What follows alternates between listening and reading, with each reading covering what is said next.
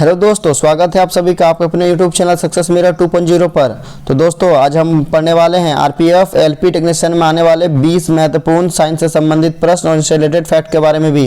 तो बिल्कुल भी स्किप ना करें और लास्ट तक बने रहेंगे। साथ ही दोस्तों आज हम जो भी क्वेश्चन आपको बताएंगे ये सारे के सारे इंपॉर्टेंट दोस्तों और एनसीईआरटी से रिलेटेड आपके सभी कॉम्पिटिटिव एग्जाम में आने वाले मोस्ट वीवीआईपी प्रश्न है।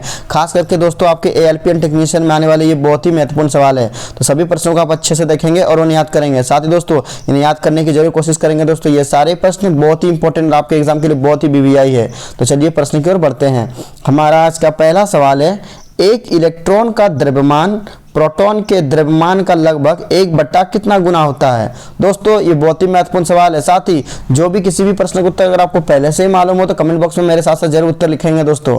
तो इसका सही उत्तर क्या हो जाएगा कि एक इलेक्ट्रॉन का जो द्रव्यमान होता है वह प्रोटॉन के द्रव्यमान का 1/, कितना गुना होता है दोस्तों। तो इसका सही उत्तर हमारा क्या हो जाएगा, ऑप्शन नंबर सी हो जाएगा दोस्तों, 2000। यानी दोस्तों 2000 हमारा क्या हो जाएगा कि एक इलेक्ट्रॉन का द्रव्यमान प्रोटॉन के द्रव्यमान का लगभग 1/2000 गुना हो जाएगा। हमारा अगला सवाल है, पोटेशियम के बाहरी आवरण में कितने इलेक्ट्रॉन होते हैं। साथ ही दोस्तों आज हम जो भी क्वेश्चन आपको टॉप 10 में बता रहे हैं सारे के सारे इंपॉर्टेंट और 100% रियल आपके सभी कॉम्पिटिटिव एग्जाम में आने वाले महत्वपूर्ण प्रश्न हैं। तो सभी दोस्तों को दोस्तों ज़्यादा से ज़्यादा आप साझा करेंगे और दोस्तों ज़्यादा से ज़्यादा लाइक और शेयर जरूर कर दिया करेंगे, क्योंकि ये सारे प्रश्न उन सभी कॉम्पिटिटिव एग्जाम के लिए बहुत ही महत्वपूर्ण है। तो आपके दोस्तों को भी दोस्तों जरूर ये इस बार जो एलपी के इतना ज़्यादा वैकेंसी बढ़ा है दोस्तों उनमें एक सीट लेने का मौका मिलना चाहिए दोस्तों। और ये सारे प्रश्न उन एक सीट के लिए दोस्तों बहुत ही महत्वपूर्ण है दोस्तों। तो ये सारे प्रश्नों को आप अच्छे से देखेंगे और उन्हें याद करेंगे। तो दोस्तों पोटेशियम के बाहरी आवरण कितने इलेक्ट्रॉन होते हैं। तो चूंकि दोस्तों हम लोग जानते हैं कि पोटेशियम का परमाणु क्रमांक कितना होता है, तो पोटेशियम का परमाणु क्रमांक हमारा 19 होता है। अगर इसका हम इलेक्ट्रो का इसी करेंगे दोस्तों, इलेक्ट्रॉनिक विन्यास निकालेंगे तो किस प्रकार निकालते हैं हम लोग, 2 8 8 1। तो बाहर में कितना इलेक्ट्रॉन हमारा हो रहा है दोस्तों, 1 इलेक्ट्रॉन बच रहा है। यानी अगर पोटेशियम को अष्टक प्राप्त करना है, पूर्ण प्राप्त करना है दोस्तों, पूर्ण वर्ग बनना है, तो क्या करेगा, 1 इलेक्ट्रॉन को वो क्या कर देगा दोस्तों, त्याग कर देगा, तो वो पूर्ण बन जाएगा। तो हमसे यहाँ क्वेश्चन क्या पूछा गया है कि पोटेशियम के बाहरी आवरण में कितने इलेक्ट्रॉन होते हैं। तो कितना इलेक्ट्रॉन हमारा हो रहा है दोस्तों, 1 इलेक्ट्रॉन हो रहा है। यानी इसका सही उत्तर हमारा ऑप्शन नंबर ए हो जाएगा कि पोटेशियम के बाहरी आवरण में 1 इलेक्ट्रॉन होते हैं और पोटेशियम का परमाणु क्रमांक कितना होता है हमारा, 19 होता है। ये भी आपको याद रखना है। हमारा अगला सवाल है, पानी की बूंदों का तेलीय पृष्ठों पर ना चिपकने का कारण क्या है। तो दोस्तों जो पानी की बूंद होती है और उसमें जब हम कोई तेल छिड़क देते हैं तो वो नहीं चिपकते हैं दोस्तों, तेल हमारा क्या होता है, ऊपर आ जाता है, वह तैरने लगता है। तो यह किस कारण से होता है, ये हमसे पूछ रहा है। तो इसका सही उत्तर क्या हो जाएगा हमारा, ऑप्शन नंबर ए, असंजक बल का अभाव। दोस्तों उनके बीच यानी पानी और तेल के बीच ससंजक बल नहीं होता है, उनके बीच में असंजक बल का अभाव होता है, जिसके कारण पानी के बूंदों पर तेल ये पृष्ठ क्या होता है, नहीं चिपकता है, वो तैरता रहता है। और दोस्तों यहाँ पर एक पॉइंट हमारा आया पृष्ठ तनाव। तो आपसे एग्जाम में एक बहुत ही इंपॉर्टेंट सवाल पूछा जाता है दोस्तों कि वर्षा की बूंदें गोलाकार क्यों होती है। तो वर्षा की बूंदें गोलाकार क्यों होती है, पृष्ठ तनाव के कारण ही होती है। ये भी प्रश्न आपके एग्जाम के लिए बहुत ही इंपॉर्टेंट है, इसलिए आपको बता दे रहे हैं, ये याद रखिएगा दोस्तों। हमारा अगला सवाल है, घड़ी के स्प्रिंग में भंडारित ऊर्जा कौन सी होती है। तो दोस्तों घड़ी के जो स्प्रिंग होता है उसमें कौन सी ऊर्जा संचित होती है, ये हमसे पूछ रहा है। तो इसका सही उत्तर क्या हो जाएगा, ऑप्शन नंबर बी, स्थितिज ऊर्जा। दोस्तों ये बहुत ही इंपॉर्टेंट सवाल है और ये सारे ही प्रश्न आपके एनसीईआरटी से मोस्ट वीवीआईपी प्रश्न है दोस्तों, जो आपके एग्जाम एएलपी एंड खास करके टेक्नीशियन में आने वाले महत्वपूर्ण सवाल है। तो दोस्तों सभी प्रश्नों को आप अच्छे से याद रखेंगे और उनकी ज़्यादा से ज़्यादा दोस्तों क्या करेंगे, अपने दोस्तों में शेयर कर देंगे ताकि वो भी इसका लाभ उठा सके। तो घड़ी के स्प्रिंग में भंडारित ऊर्जा कौन सी होती है, स्थितिज ऊर्जा होती है। हमारा अगला सवाल है, जब बैरोमीटर का पारा अचानक गिर जाए तो यह किस बात का संकेत करता है। तो दोस्तों जो बैरोमीटर का जो पारा होता है उसमें दोस्तों 3 तरह की कंडीशन को दर्शाता है। पहला कंडीशन हमारा दर्शाता है कि जब बैरोमीटर का पारा धीरे धीरे यानी धीरे धीरे जब वो ऊपर चढ़ता है दोस्तों, तो उसका मतलब होता है कि वो मौसम साफ होने लगेगा। ठीक है दोस्तों, पहला ये दर्शाता है कि जब बैरोमीटर का पारा धीरे धीरे ऊपर चढ़ता है तो मौसम साफ को संबंधित माना दर्शाता है। अगर बैरोमीटर का पारा अचानक नीचे गिर जाता है दोस्तों तो यह किसको दर्शाता है। तो इसका सही उत्तर हमारा हो जाएगा ऑप्शन नंबर सी, आंधी तूफान आने की संभावना। यानी अगर अगर बैरोमीटर का पारा अचानक नीचे गिर जाए तो आंधी तूफान आने की संकेत देता है, और अगर बैरोमीटर का पारा धीरे धीरे नीचे गिरता है दोस्तों तो किसको हमको दर्शाता है दोस्तों, तो वर्षा आने की संभावना को दर्शाता है। ये 3 कंडीशन आप याद रखेंगे, ये बहुत ही महत्वपूर्ण है। अगर बैरोमीटर का पारा धीरे धीरे ऊपर चढ़ता है तो मौसम साफ को दर्शाता है, अगर बैरोमीटर का पारा धीरे धीरे नीचे गिरता है तो वर्षा आने को दर्शाता है, और अगर अचानक बैरोमीटर का पारा गिर जाता है तो आंधी तूफान आने की संभावना को दर्शाता है। हमारा अगला सवाल है, पेंडुलम को चंद्रमा पर ले जाने पर उसकी समय अवधि पर क्या प्रभाव पड़ेगा। तो दोस्तों जो पेंडुलम की घड़ी होती है, अगर उसे चंद्रमा पर ले जाए तो उसकी समय अवधि क्या होगी दोस्तों, हमारा बढ़ जाएगी दोस्तों, क्योंकि हम लोग जानते हैं कि जो चंद्रमा पर गुरुत्वाकर्षण होता है दोस्तों वो पृथ्वी के गुरुत्वाकर्षण का 1/6 गुना होता है, जिसके कारण पेंडुलम घड़ी को अगर चंद्रमा पर ले जाया जाए तो वहां पर क्या होता है, इसकी समय अवधि हमारा बढ़ जाएगा। हमारा अगला सवाल है, हुक का सिद्धांत निम्नलिखित में से किससे संबंधित है। दोस्तों ये बहुत ही महत्वपूर्ण सवाल है, इसका सही उत्तर आप हमें कमेंट बॉक्स में लिखेंगे। तो हुक का सिद्धांत किससे संबंधित होता है, तो इसका सही उत्तर हमारा हो जाएगा ऑप्शन नंबर बी, प्रत्यास्थता, इलास्टिसिटी। दोस्तों प्रत्यास्थता से संबंधित है हमारा हुक का सिद्धांत। ये अक्सर एग्जाम में पूछा जाता है वो दोस्तों, ये प्रश्न को बार बार रिपीट किया जाता है कि हुक का सिद्धांत किससे संबंधित है, तो किससे हो जाएगा हमारा, प्रत्यास्थता से। हमारा अगला सवाल है, स्थिर पानी में मिट्टी का तेल डालने पर मच्छर कम होते हैं क्यों।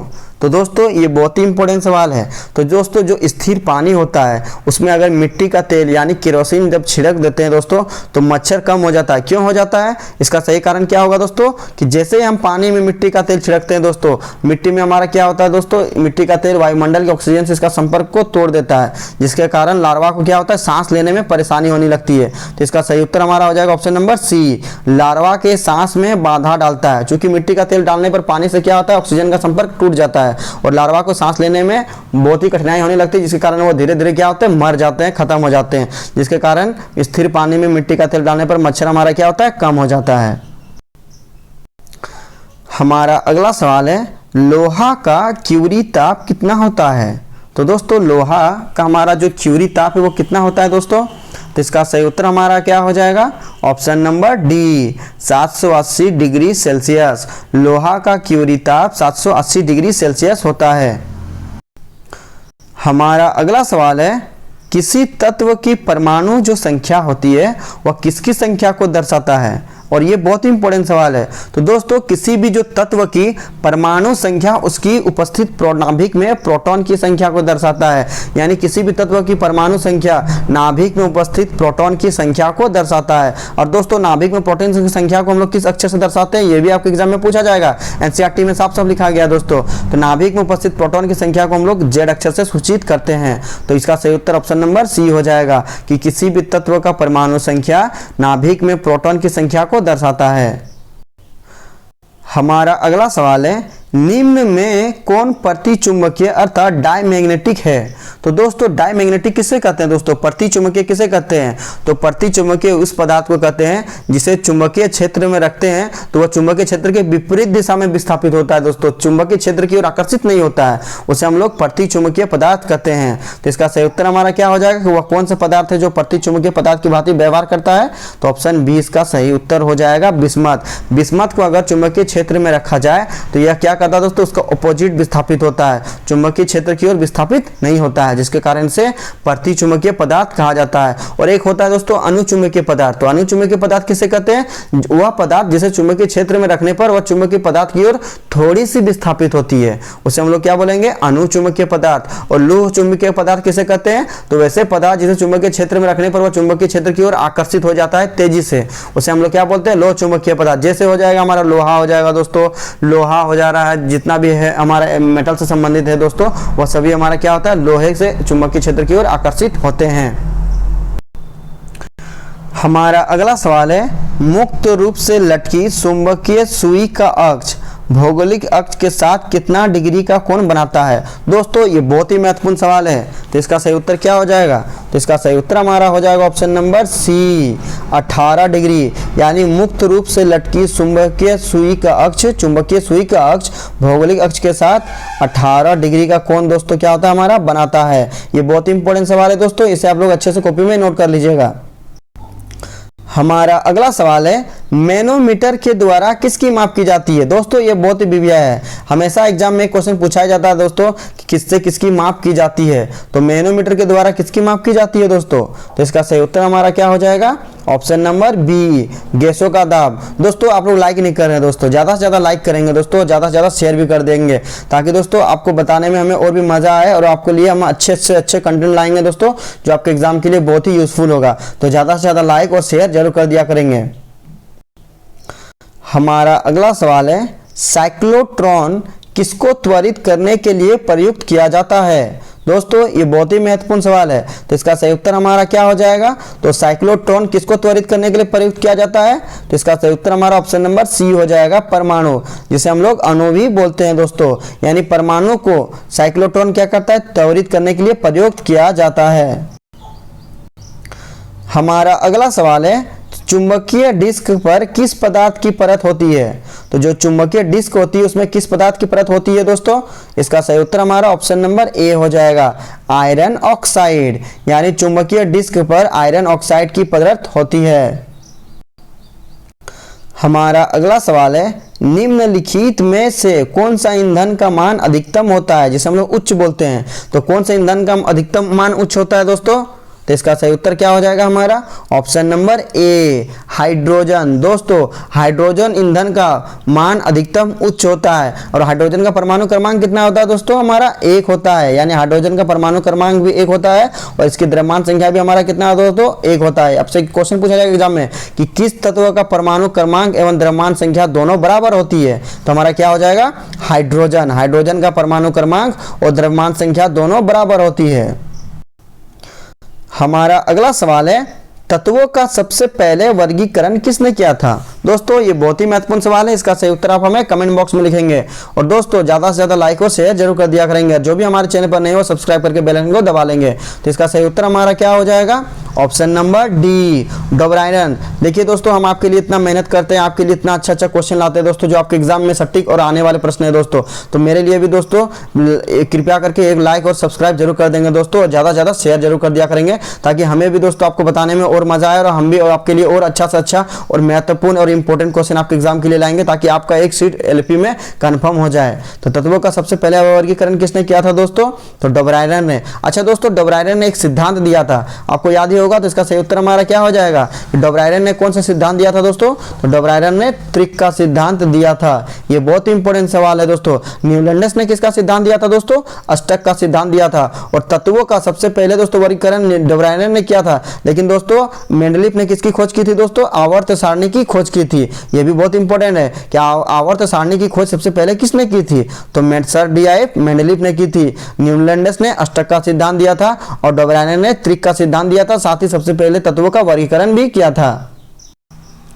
हमारा अगला सवाल है, मीथेन गैस उत्पादन करने वाला क्षेत्र कौन सा है? तो दोस्तों कौन सी खेती में मीथेन गैस का उत्पादन सबसे ज़्यादा होता है? ये बहुत इंपॉर्टेंट सवाल है। तो इसका सही उत्तर हमारा क्या हो जाएगा? ऑप्शन नंबर बी, धान का खेती। यानी दोस्तों धान की खेती में मीथेन गैस का उत्पादन सबसे ज़्यादा हमारा होता है।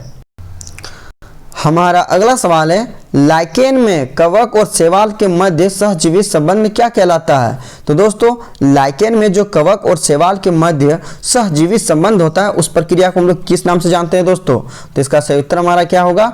ऑप्शन नंबर ए हो जाएगा, हेलोटिज्म। दोस्तों हेलोटिज्म लाइकेन में कवक और शैवाल के मध्य सहजीवी संबंध को दर्शाता है।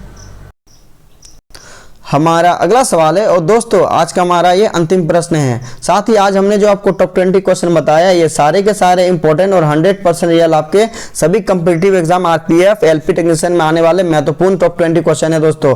तो सभी प्रश्नों का आप अच्छे से देखेंगे और उन्हें याद करेंगे। साथ ही दोस्तों अपने दोस्तों के साथ ज़्यादा से ज़्यादा साझा और लाइक जरूर कर दिया करेंगे, और जो भी हमारे चैनल पर नए हो सब्सक्राइब करके बेल आइकन को दबा लेंगे। तो चलिए दोस्तों प्रश्न की ओर बढ़ते हैं। दोस्तों इसका सही उत्तर क्या होगा आप हमें कमेंट बॉक्स में लिखेंगे। साथ ही आप हमारे टॉप 20 क्वेश्चन में कितना अटेम्प्ट कर पाए वो भी कमेंट बॉक्स में जरूर लिख दिया करेंगे। तो चलिए प्रश्न की ओर बढ़ते हैं। टिक्का रोग किस फसल से संबंधित है? ये इंपॉर्टेंट सवाल है दोस्तों। तो टिक्का रोग किस फसल में होता है दोस्तों? तो इसका सही उत्तर आप कमेंट बॉक्स में लिखेंगे। तो इसका सही उत्तर हमारा हो जाएगा ऑप्शन नंबर डी, मूंगफली। यानी दोस्तों धान में खेरा रोग होता है दोस्तों, और मूंगफली में टिक्का रोग होता है। तो चलिए दोस्तों आपको हमारी वीडियो अच्छी लगी हो तो लाइक और शेयर जरूर कर दिया करेंगे। तो चलिए मिलते हैं नेक्स्ट वीडियो में दोस्तों, तब तक के लिए बाय बाय, टेक केयर, जय हिंद।